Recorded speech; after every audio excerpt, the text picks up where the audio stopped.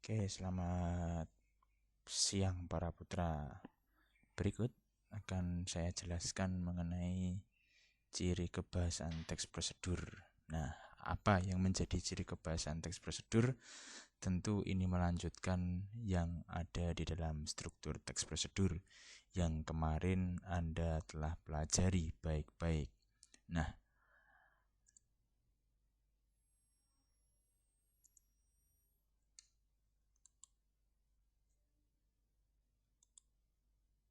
apa saja yang masuk di dalam uh, struktur kebahasaan atau di sini ciri kebahasaannya?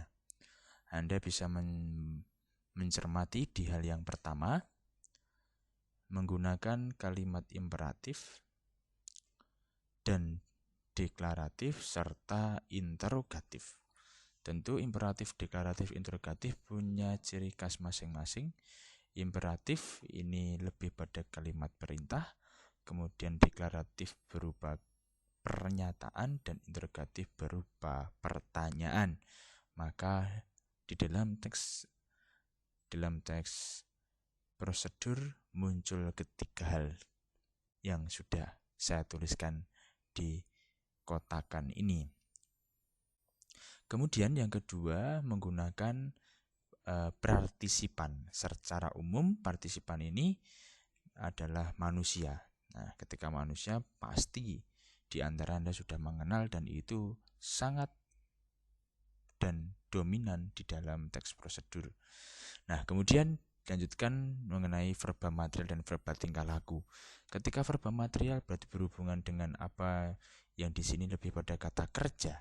Nah, contoh gitu ya. Contoh, maka kita bisa mencermati bersama di dalam verba material. Contohnya adalah ayah menebang pohon. Contoh konkret gitu ya. Ayah menebang pohon, kemudian verba tingkah laku apa yang dilakukan oleh partisipan. Contohnya, aku mendengar akan hal itu. Sama-sama menggunakan kata kerja. Kemudian ada juga menggunakan konjungsi temporal. Ini bagian dari konjungsi secara umum. Temporal lebih pada waktu. Contohnya selanjutnya, kemudian, lalu, setelah itu, dan lain sebagainya. Nah, tentu juga kalimat imperatif sudah dijelaskan di setelah saat ini ya. Tentu fungsinya meminta, melarang seseorang untuk melakukan sesuatu. Ciri-cirinya juga sama, isinya perintah untuk melakukan sesuatu. Nah, yang lain bisa Anda pelajari dan Anda ingat betul. Dan ketika nanti pada menemukan soal yang aplikatif, Anda bisa menemukan secara cepat. Selanjutnya, nah, macam-macamnya kalimat perintah, perintah biasa buang sampah itu, permintaan tolong ambilkan buku itu, ajakan ayo kita bantu ibu. Nah, contoh-contoh ini semakin mengkonkretkan kita pada hal yang dinamakan ciri kebahasaan struktur atau ciri kebahasaan teks prosedur di dalam beberapa hari ini kita pelajari. Berikutnya juga ada namanya kalimat deklaratif, tentu kalimat yang isinya memberikan sesuatu kepada pembaca atau pendengar. Fungsi memberikan informasi tentang sesuatu dan cirinya lebih pada hal memberikan sesuatu. Dan yang ketiga, tentu tanggapan pembaca dan pendengar tidak ada. Ini dalam deklaratif. Kemudian interogatif tentu juga sama.